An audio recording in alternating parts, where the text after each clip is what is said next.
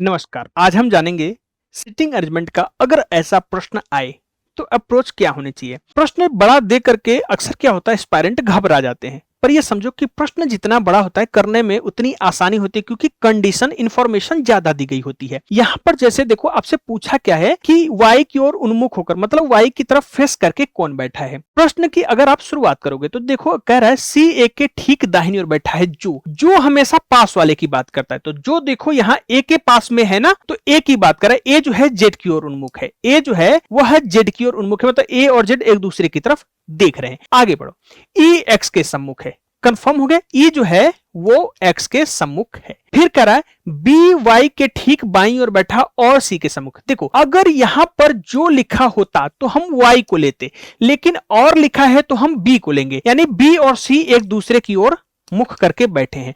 अब बताओ भाई बचा कौन? एक्स हो गए, जेड हो गए, ई भी हो गए, बी भी हो गए, सी भी हो गए, बचा हमारा वाई और डी। यानी कि डी और वाई ही एक दूसरे की तरफ मुख करके बैठे होंगे। डी और वाई ही एक दूसरे की तरफ मुख करके बैठे होंगे। तो आपको पूरा बनाने या करने की जरूरत नहीं थी। धन्यवाद।